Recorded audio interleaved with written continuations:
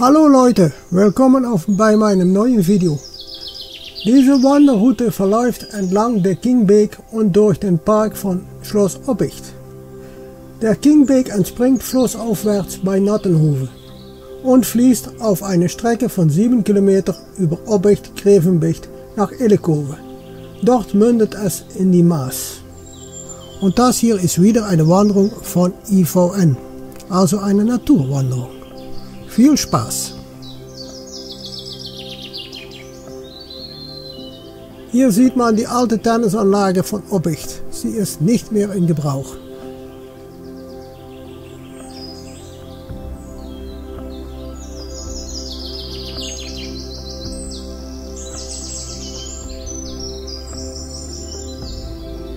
Die erste Aufnahme des Kingbeeks. Man sieht hier schönes, klares Wasser.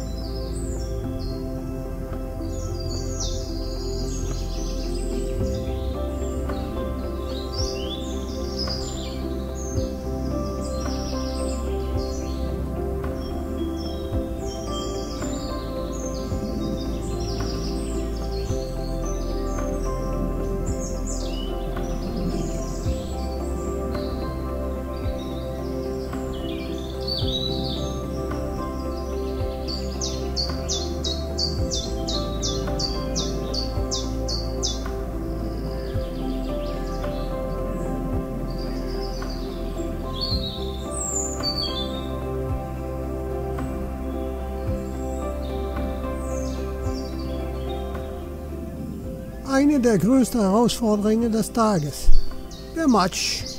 Man musste überall aufpassen, dass man bei das erste Stück nicht auf die Fresse geht.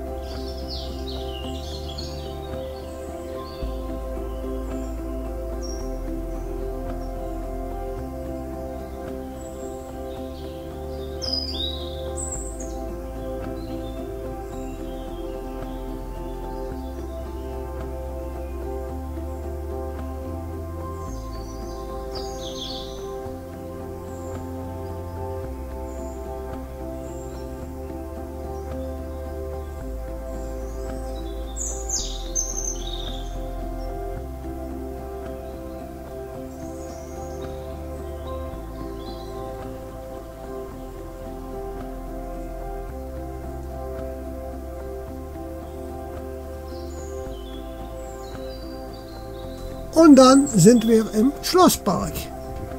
Wow, das ist richtig schön, ne? Schaut euch diese schönen Bilder mal an.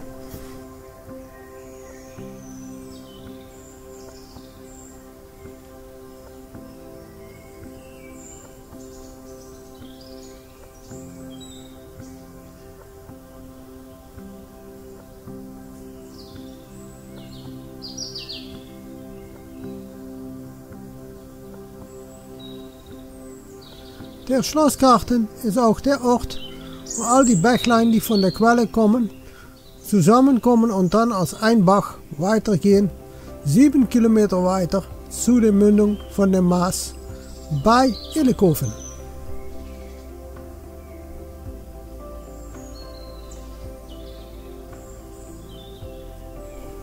In der Nähe des Schlossparks auf der anderen Seite der Wiese stand früher die Papiermühle. Eine Wassermühle aus dem Jahr 1699, die 1825 verschwand. Diese Papiermühle, die Sie hier sehen, ist aus dem Freiluftmuseum in Arnhem und ähnelt dieser Mühle.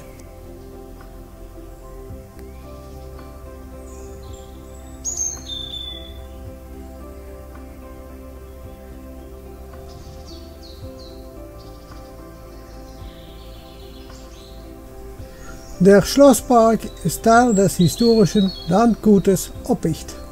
Das Gelände besteht aus 3 hintereinander liegenden Inseln, die von Kanälen umgeben sind. Die Burggräber werden von Quellwasser des Kingbeeks gespeist. Die reiche Flora und Fauna machen das Gebiet ideal für Vögel. Seit 2013 putzt hier auch der Biber. Der Biber ist erwünscht, stellt aber eine Belastung dar. Er stört den Wasserlauf und verursacht Fraßschaden an den Bäumen. Im Jahr 2012 wurde der historische Garten in seinen ursprünglichen Zustand zurückversetzt. Anschließend wurde der Wanderweg gebaut und die Öffentlichkeit hat wieder Zugang zum Park.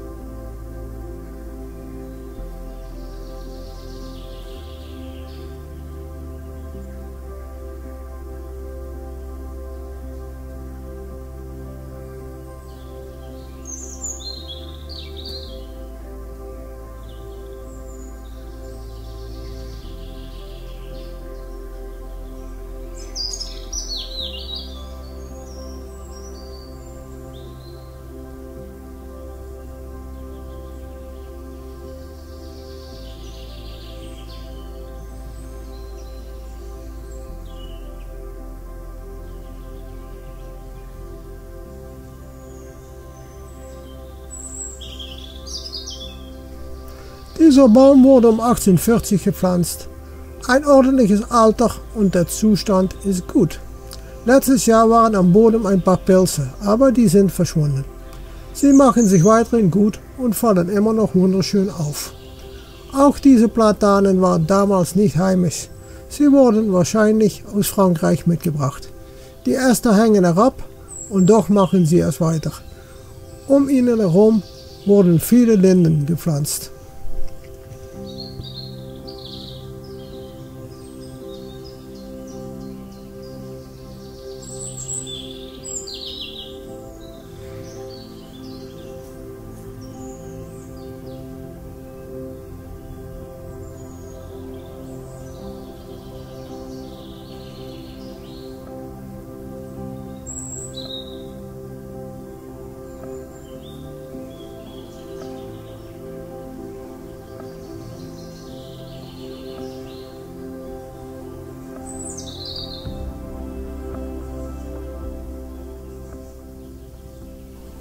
Dies ist eine Sumpfzypresse.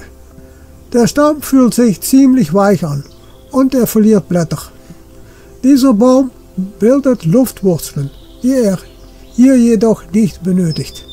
Befindet es sich unter Wasser, brauchen die Wurzeln immer noch Luft und ragen knapp über den Wasser hinaus.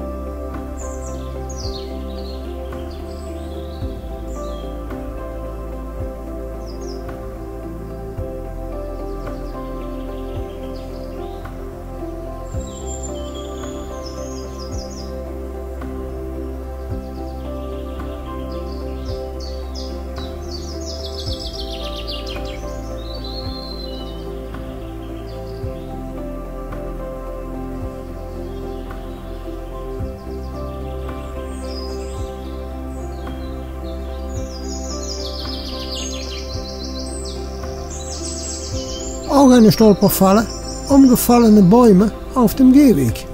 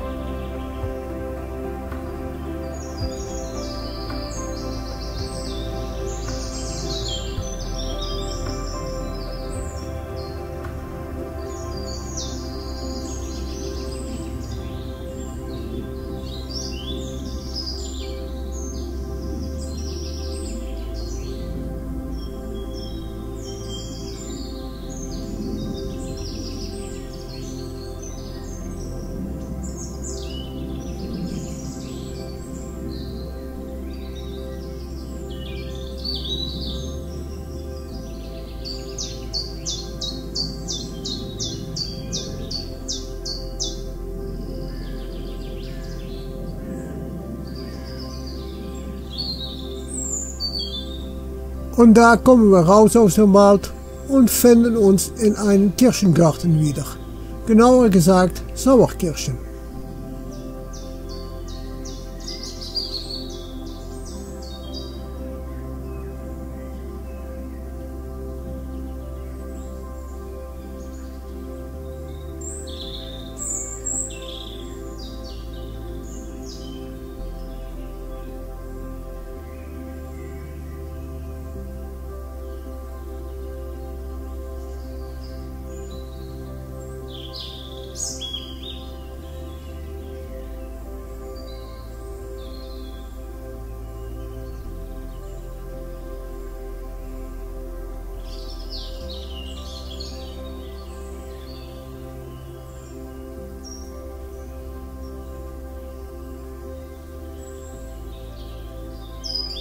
Hypocheres radica ist eine Wildpflanze aus Eurasien, blüht mit goldgelben Zungenblüten an einem hohen Stiel. Das Blatt ist grün, behaart, gezähnt und gelappt. Wächst unter aller Bedingungen jedoch nicht in feuchte Böden. Man findet sie auf Rasenflächen, Feldern, Straßenrändern und in alle gestörten Bereichen. Die Blätter können in den Salat gegessen oder in Pfannengerichten gekocht werden. Aber sie ist giftig für Pferde.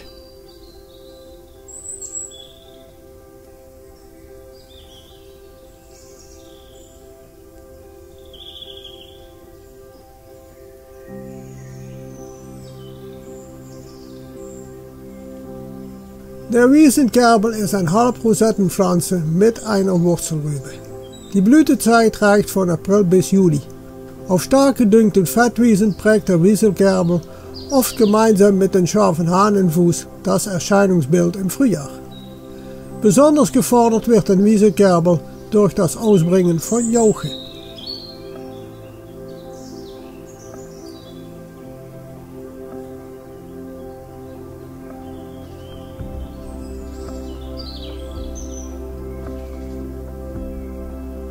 Wir wandern nun am Kanal entlang nach Nattenhofen zur Maas.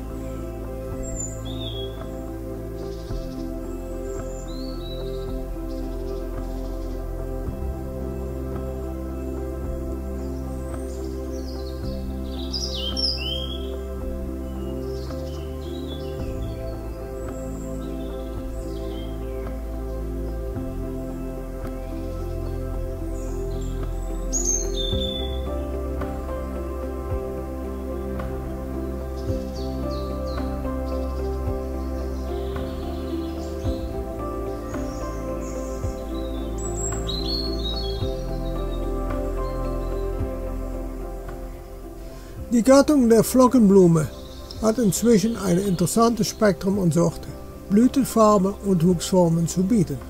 Von Zwerglein bis zum Riesen reicht die Palette. Alle erfreuen uns mit naturhaften Charme, meist sehr lange Blütezeit und breiter Anpassungsfähigkeit an Böden und Standort. Für Insekten, darunter auf spezialisierte Falter, sind sie ein Fest. Und besonders der fröhliche bunte Stieglitz liebt ihre nahrhaften Samen. Sie blüht unermüdlich von Juni bis August.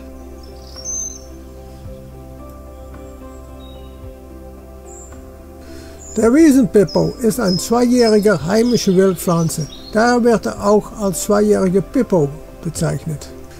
Die mit dem Löwenzahn verwandte Wiesenpflanze gehört wie dieser in der großen Familie der Korbblüter. Sie ist eine Archaeophyt, also eine wild wachsende Pflanze.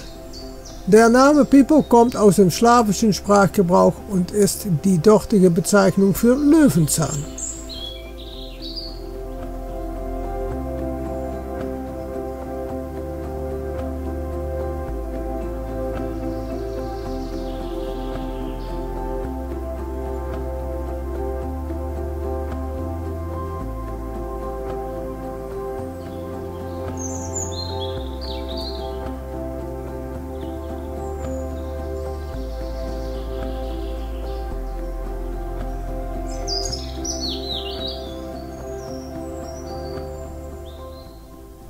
Die Brombeeren sind eine Sektion aus der umfangreichen und weltweit verbreiteten Pflanzengattung Rubus innerhalb der Familie der Rosengewächse. Die Sektion umfasst mehrere tausend Arten. Allein in Europa wurden mehr als 2000 Arten beschrieben.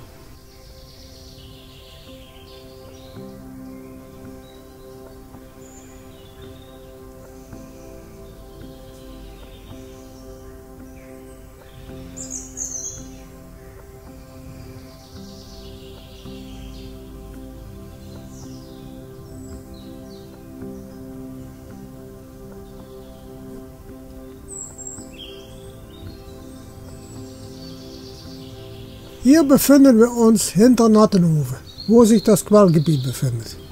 Hier sehen Sie einen Teich, in dem die Quellen zusammenfließen.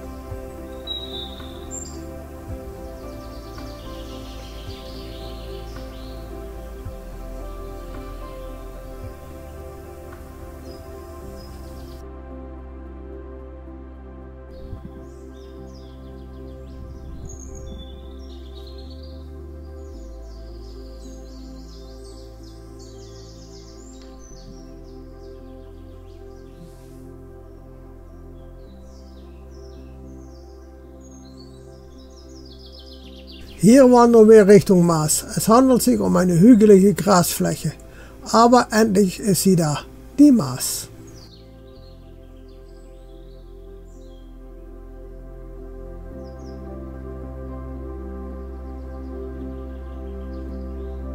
Die Maas mündet bei Eijsden in den Niederlanden, verläuft an Maastricht, Roermond und Cuijk vorbei und mündet in den Hollands Diep.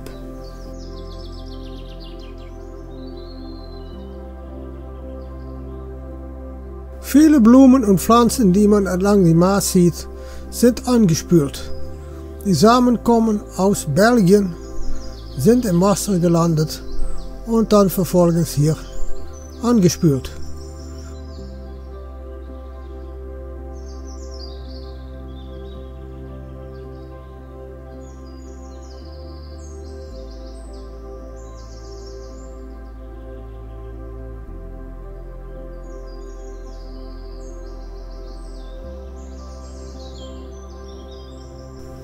Der Wasserstand beträgt heute 2806 Meter im Vergleich zum normalen Amsterdamer Pegel.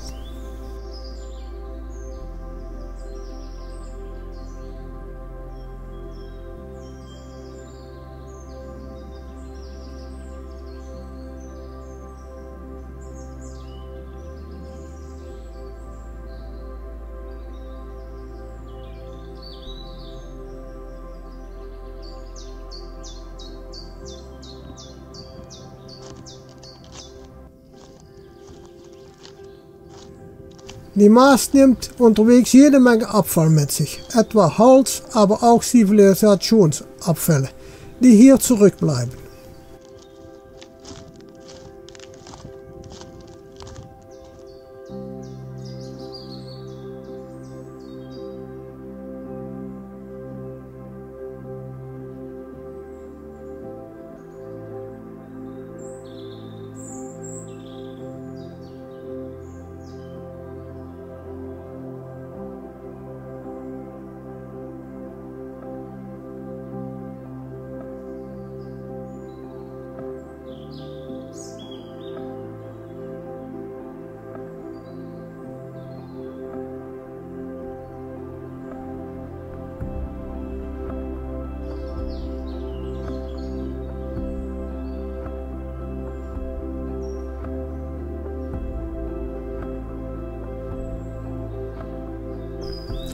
Wie Sie sehen können, fließt die Maas recht schnell mit 0,231 Meter pro Sekunde.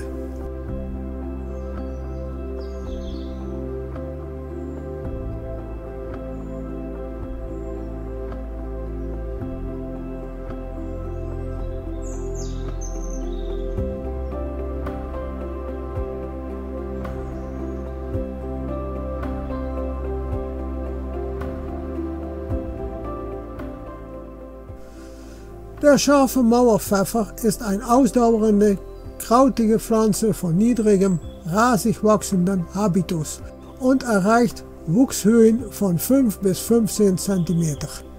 Die eiförmige, dickflüssige, sukkulent Laubblätter werden 4 mm lang und zwischen 2 und 4 mm breit, wobei die Blätter meist unter die Mitte am breitesten sind. Die Blätter schmecken nach einigem Kauen meist scharf, wovon sich auch der volkstümliche Name ableitet. Verantwortlich für die Schärfe ist die Sedum aclyloid Sedamin.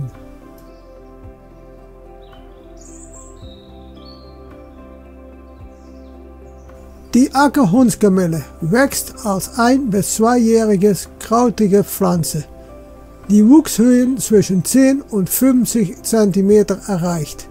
Sie besitzt verzweigte, ausgebreitete oder aufrechte Stängel. Die wechselbestände Laubblätter sind mehrfach gefiedert und verströmen einem beim Zerreiben keinen charakteristischen Duft. Die Blütezeit reicht in Deutschland sowie Österreich von Juni bis September.